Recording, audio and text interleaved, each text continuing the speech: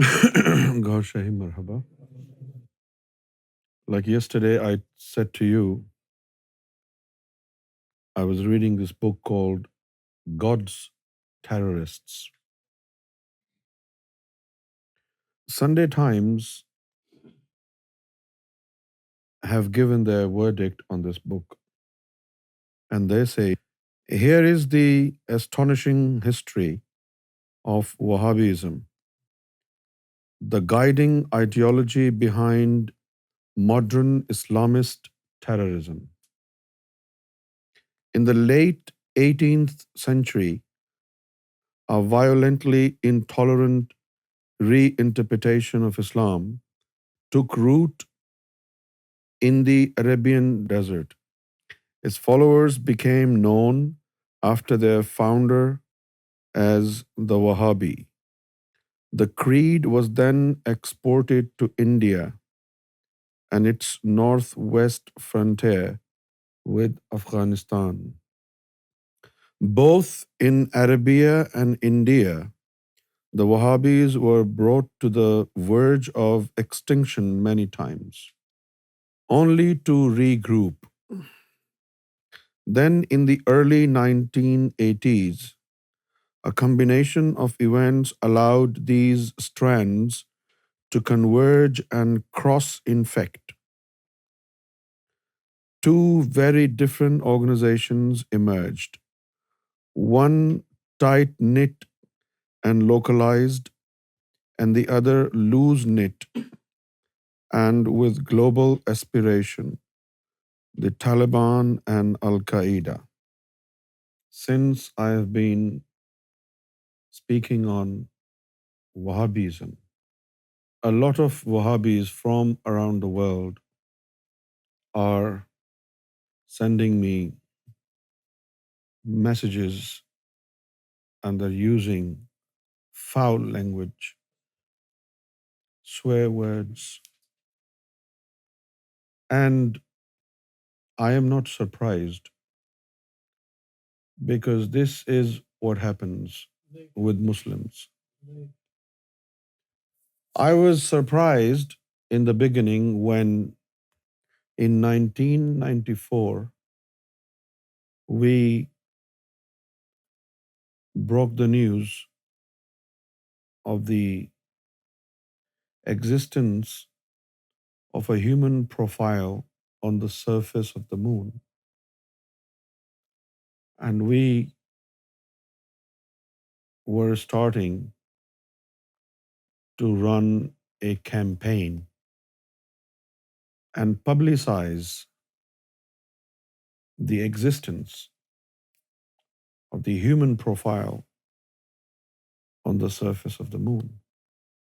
And we took the initiative of publicizing the existence of this human profile on the surface of the moon because we had gathered enough material as evidence to convince ourselves and to convince the world that this human profile on the surface of the moon is a sign from God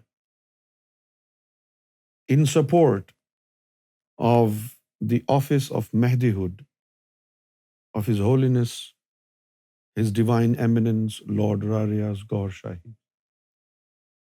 And this should be noted with all its clarity that we were publicizing an image which we have maintained to say to public that this image is still there on the surface of the moon and can still be sighted as long as you have sound eyes and your eyesight is not damaged. If you can see the moon, you can see the image. That's how prominent and concrete uh, truth that image is. And this image on the moon is not a one-time occurrence, like Moses, when magicians were against him and they wanted to fail him, then God turned his staff into uh, a snake, and that staff of Moses ate up all these snakes thrown by the magicians. But this was just a one-time occurrence. This is not a permanent sign of God.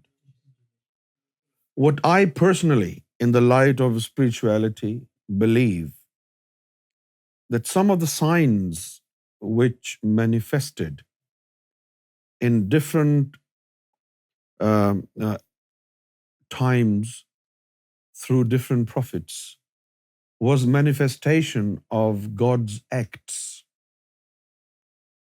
So the staff of Moses turning into a snake and then eating up all these snakes thrown by the magicians was an act of God.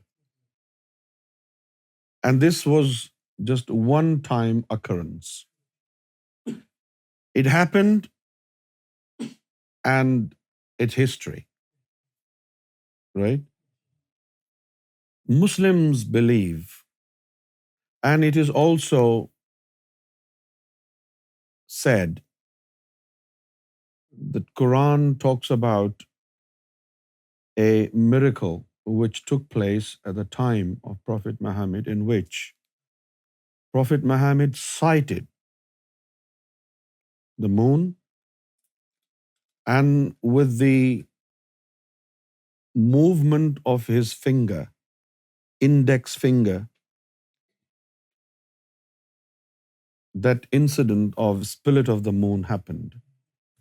But that was also a one-time occurrence. If somebody wants to ask you, can you prove this? You cannot prove it. Because when it happened, it happened.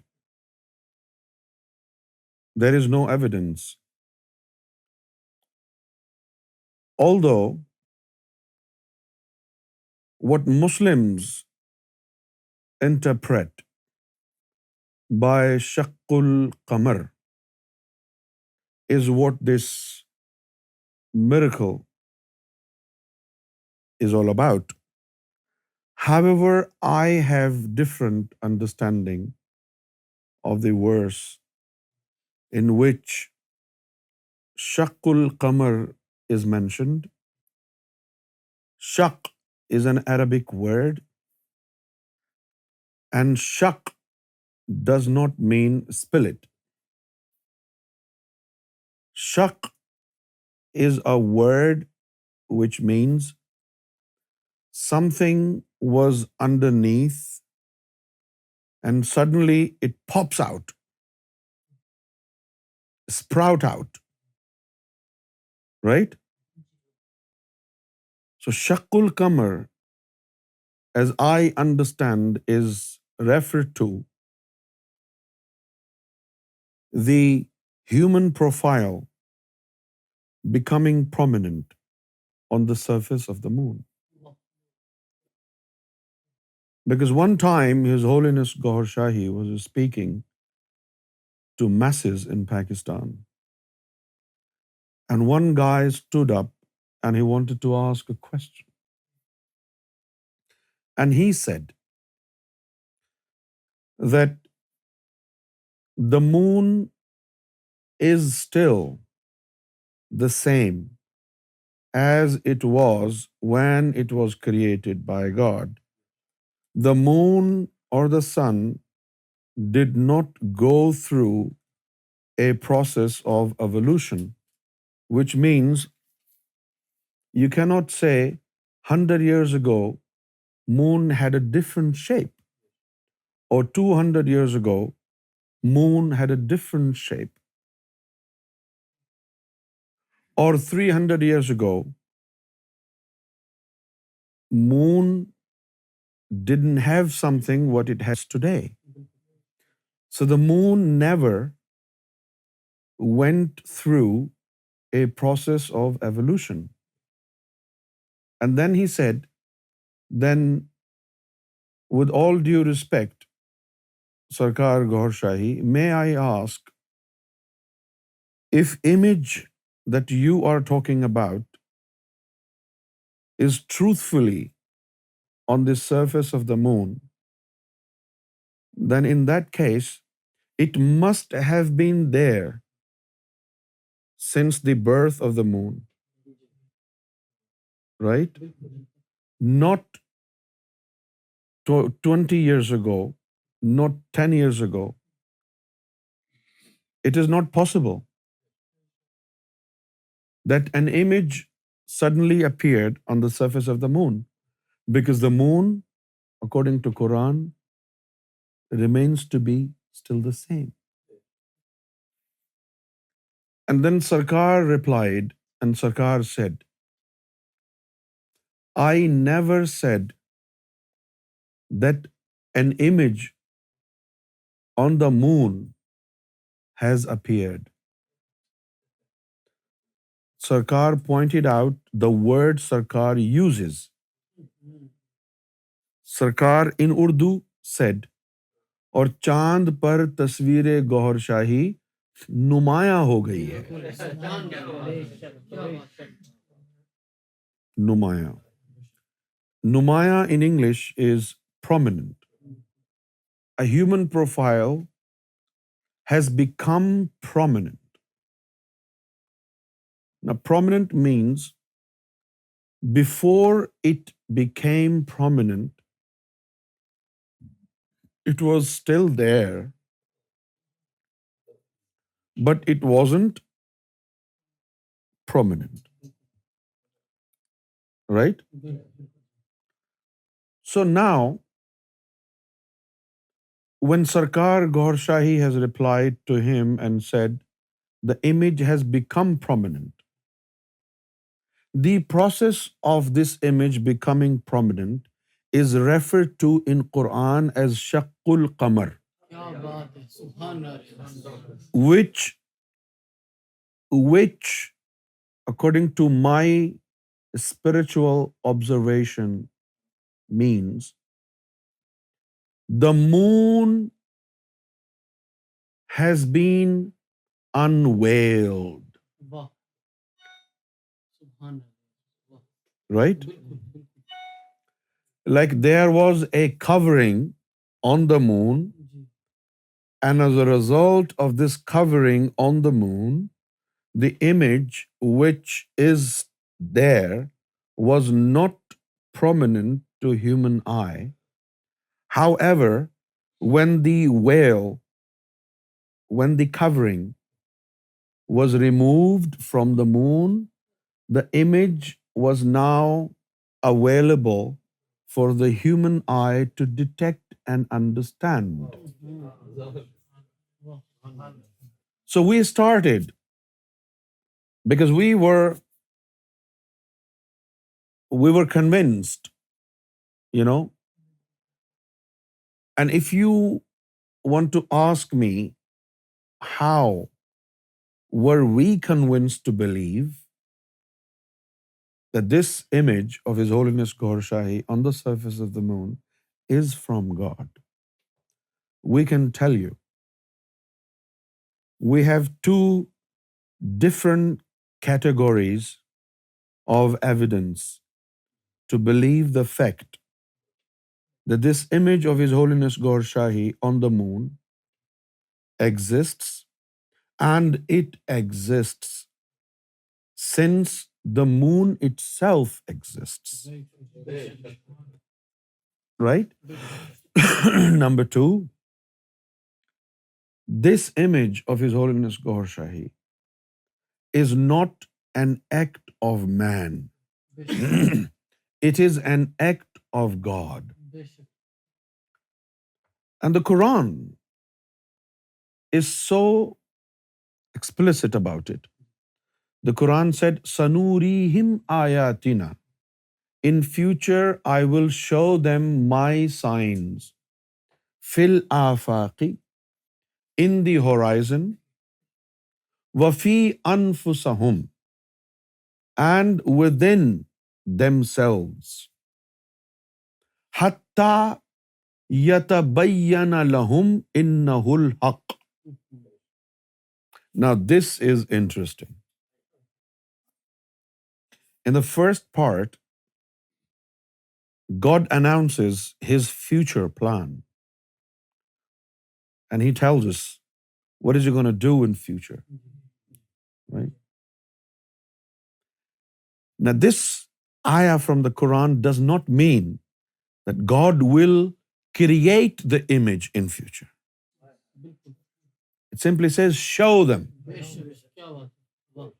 He will show his signs in future to certain people, or maybe to people of a certain era.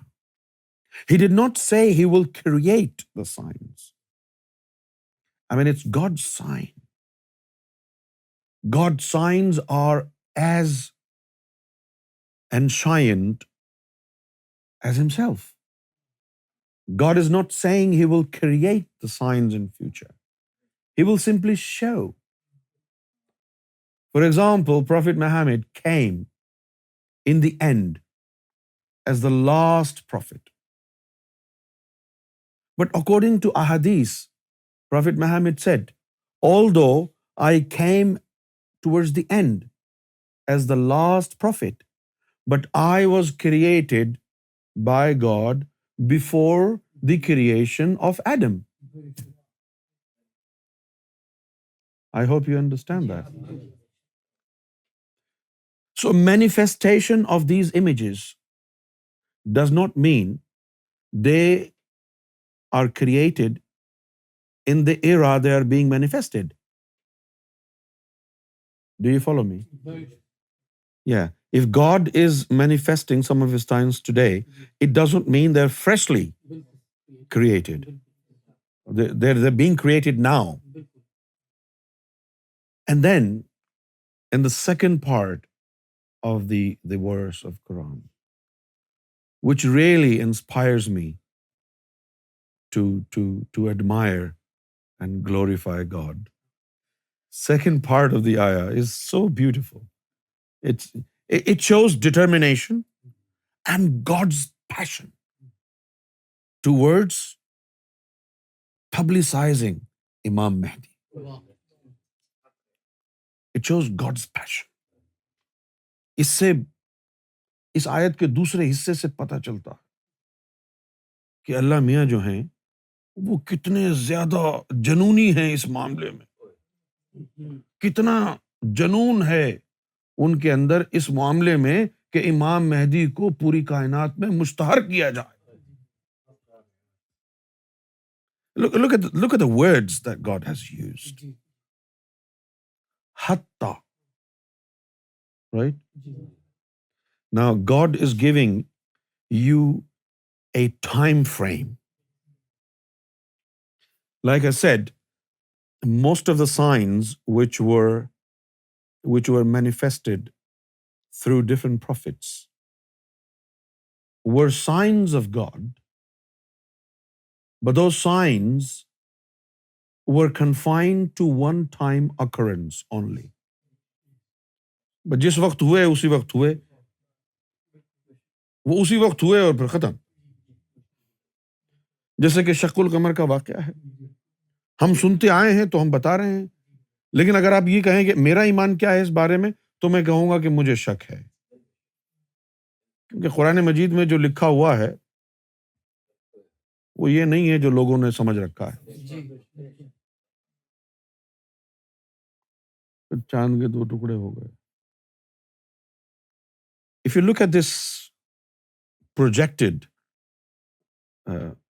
miracle, which I don't believe is true, but if you look at that, the split of the moon, and you look at this incident, alleged incidents, scientifically. Moon is closely related to the tide of the sea. If for a moment moon stops working, doesn't do what is prescribed to do, what is supposed to do, there would have been enormous storms, enormous cyclone, enormous hurricanes, and the world would have come to an end before its time. On the 14th of lunar month, when the moon is very close to the earth, the seas soar up and they have high tides. When the moon is not close to the earth, the seas and rivers behave well. You know, they get crazy. The seas, the oceans, they get crazy when the moon is closer to the earth. So the weather system on planet Earth is proportionally related to the movement of the moon. But this image of His Holiness Gohar Shahi on the moon, let me say it, is a constant blessings for humankind.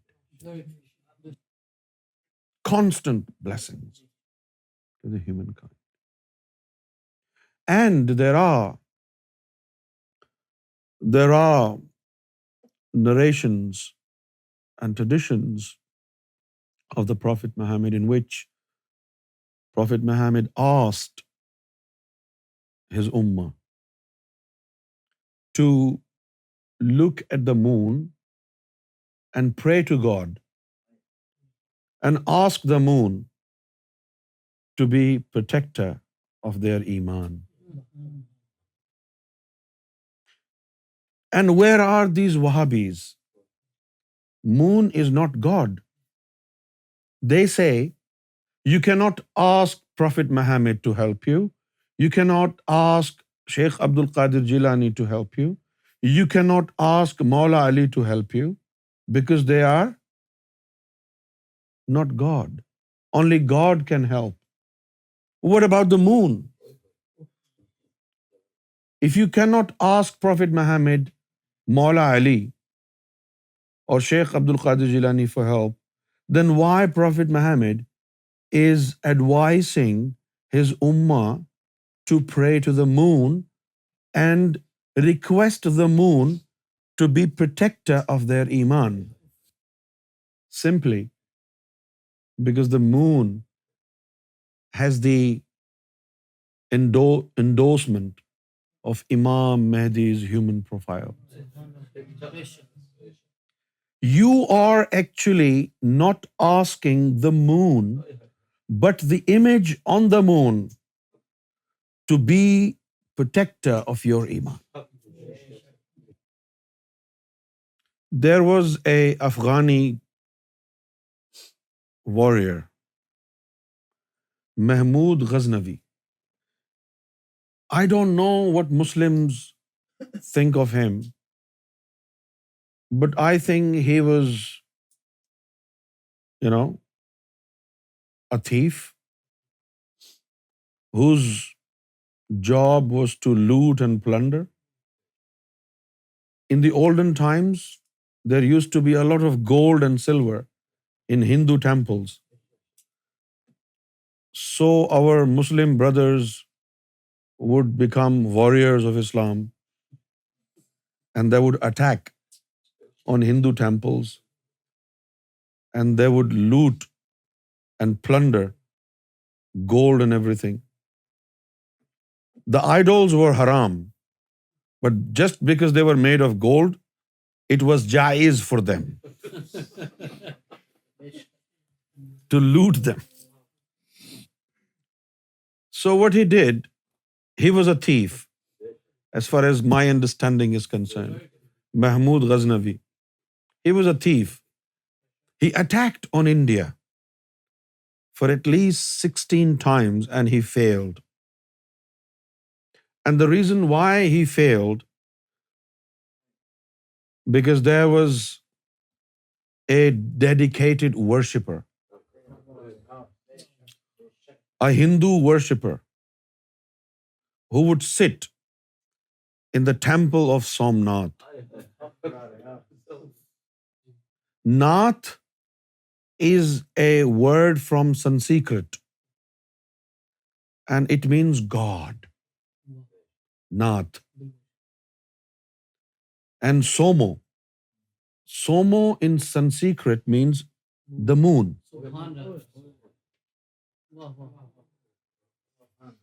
Somo Nath. The moon god. Gohar Shahi. So, you know, if you translate Imam Mehdi into Sanskrit, it will translate like Somonath. So Imam Mehdi in Sanskrit is Somnath. And there was a hole in the ceiling of the temple of Somonath. And on every 14th of the lunar month, rays of the moon on the 14th would fall upon the heart of the worshipper. And he was in so much love with the idol he used to worship that the image of the idol he used to worship was imprinted on his heart. And because of this reason, the thief, the bandit, Mahmud Ghaznavi, always failed to be successful. And then, after 16 unsuccessful attacks, some Durvesh, I don't know why, told him, the reason why you are always unsuccessful is because of that worshipper in the temple. As long as this worshipper is sitting there, he has the image of that idol on his heart. You can never be successful. So he killed him. So, you know what was the idol? The idol was made after somebody saw the image of Gohar Shahi on the moon. वो बुत तस्वीर गौहर शाही का था. वो बुत हाय हाय हाय हाय. इस बात पर ईमान ले आओ. But that idol was made by human beings. It was not the true image which shines on the moon. Now, true image of Gohar Shahi is available spiritually and physically to be imprinted on the heart, on the soul. Now, no Mahmud Ghaznavi can ever be successful. Ab nahi. Now, all Mahmud Ghaznavi will go back to their stubble. This is where they belong. So, this image on the moon, Hindus believe this is moon god. And Prophet Muhammad is advising his ummah to pray to the moon. Why does Muhammad sallallahu alaihi wasallam have the same belief system as Hindus do.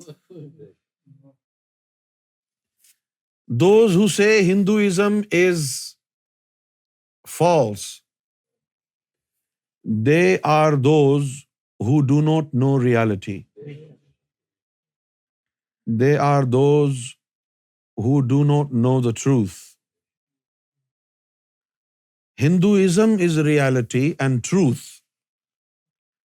Christianity is reality and truth. Judaism is reality and truth. Islam is reality and truth. But today, who represent Islam have nothing to do with Islam. So when in 1994 we started to publicize the images of His Holiness Gohar Shahi on the moon, the first response that came from Muslims was received by me on the phone. And it was, teri maan ki, teri behan ki, tera ye, tera wo. A majority of Muslims, in reply to our publicity of these images, was nothing but straightforward denial, rejection. And these are signs of God. And if these Muslims think this is not signs of God, then they must prove it. Or are they trying to say, no, these images on the moon and the sun and the holy black stone are not signs of God? Then are they not implying to say that even human beings can do these things? Is there any human being so powerful, so majestic, so miraculous, who has this ability to draw an image on the moon? The image on the moon covers at least 35 to 40% of the area of the moon. 40% area of the moon is bigger in size than United States of America and Canada. Is there any human being who can make an image of the size of Canada and United States of America combined? It is not possible. It is not humanly possible. But Muslims do not have brains. Wahhabis exploited the philosophy of God's oneness under the umbrella of monotheist belief system, under the umbrella of Tawheed. They rejected everything else from God. Everything else from God. They only believe in God, not in what God wants them to believe. Right? God sent messengers and prophets and saints. They don't want to believe in them. They only want to believe in God. They don't want to believe in what God wants them to believe. This is their problem. They think they are clever and a half, or maybe more clever than God is. Now, when Wahhabism has replaced Islam, am I justified to say it? Or you think Islam still has some identity left? What the Westerners see when they look at Wahhabis, they think this is Islam. We are in the moment of time where we do not have any evidence, concrete evidence, practical evidence, which can differentiate between Wahhabism and Islam. Islam used to be in the books only. There was a time when theologians would say, the intellect minds would say, Islam is not to be seen in practice, it is only found in the books. But it is very sad and unfortunate that in the era that we are living, Islam is not even in the books.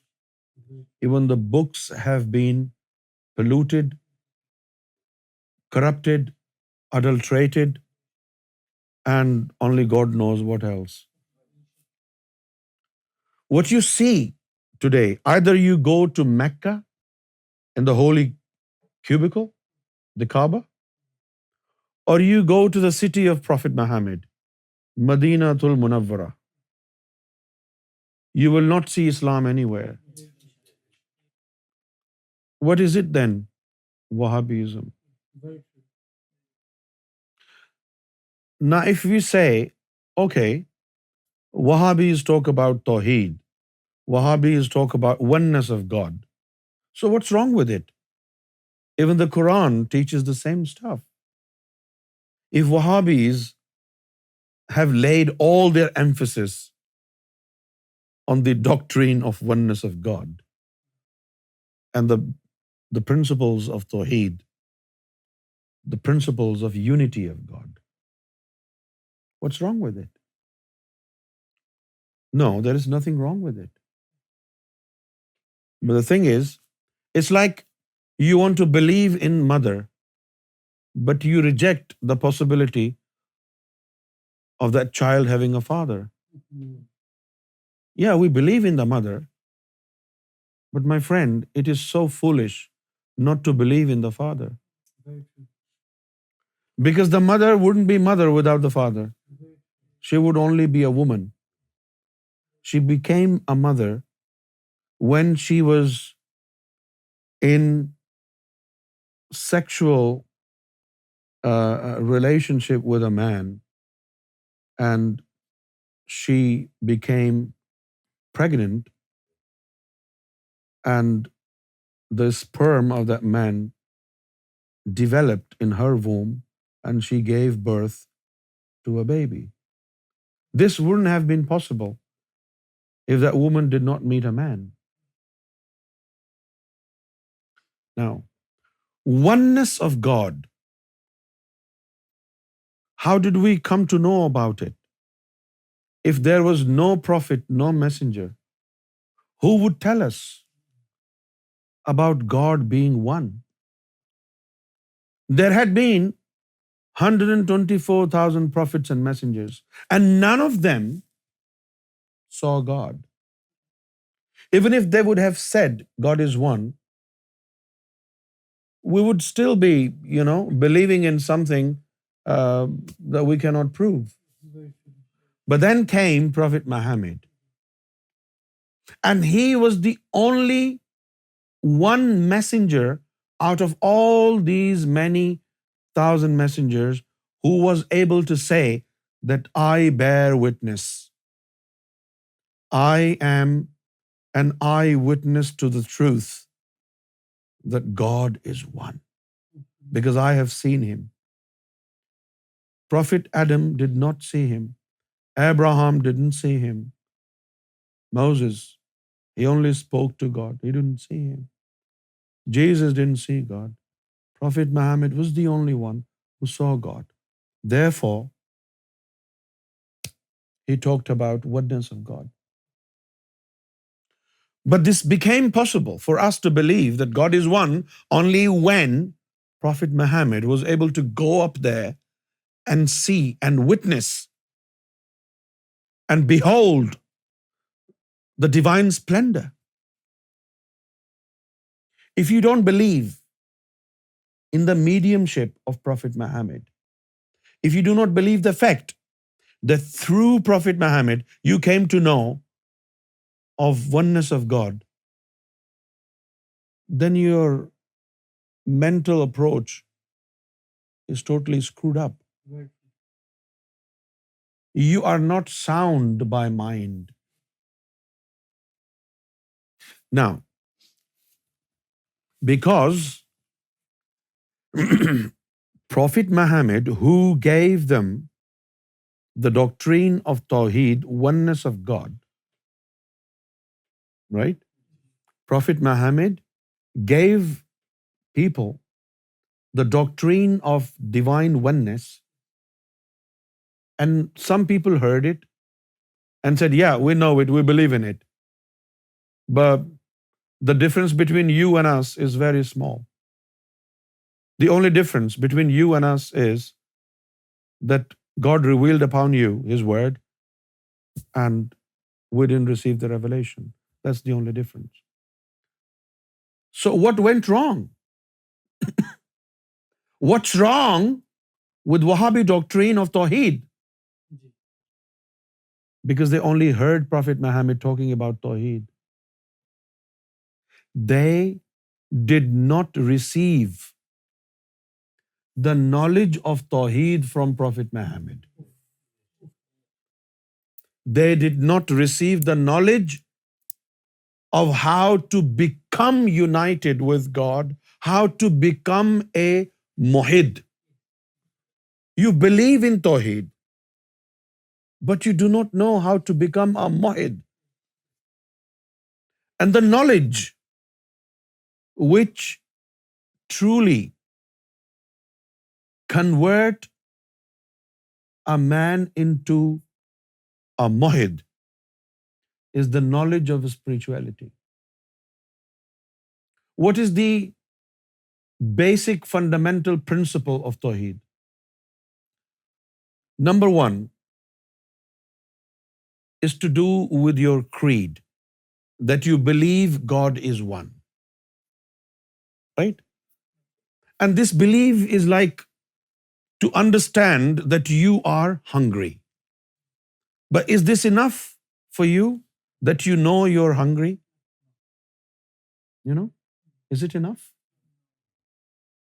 What should you do now? When you have come to know that you're hungry, what is the next step? You'll find some food and eat it. Similarly, God is one. Okay? Where? Up there. But why does God want to tell you that He is one? He wants to tell you that He is one because He wants you to make it possible within you that there is nobody else in you for except God. He is one up there, but He wants here to be one. Only one in you. So the knowledge that Prophet Muhammad gave to people was the knowledge how to establish oneness of God within yourself. How to remove all else from your being.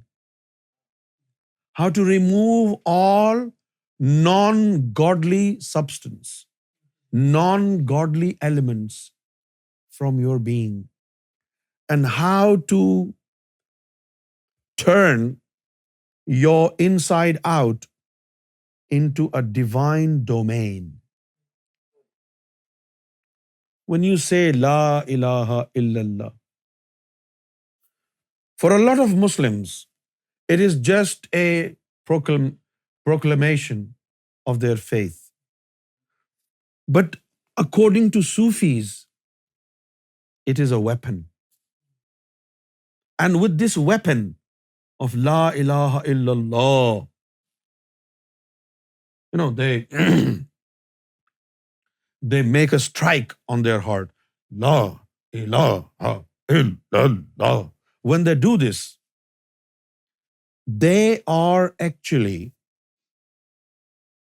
trying to nullify all else, all non-godly elements from your heart. You're trying to empty your heart from all else. And when all else is removed, your heart is now free, and God will house in your heart. When God makes your heart His eternal abode, you become a muwahhid. This is the type of tawheed that God wanted Prophet Muhammad to propagate. And he did propagate. And whoever acquired the knowledge of spirituality, they became united with God, and they experienced the oneness of God within themselves, and they did not find anything else within themselves for except the presence of God. But look at this. It's quite funny that Wahhabi Tawheedism, Wahhabi monotheist belief system has been exaggerated to unimaginable extent, to an extent where no prophet, no messenger can be seen within the parameters of God's oneness. God's oneness has been exaggerated to a degree where nothing else is of any importance. Aura TV. Guidance brought to you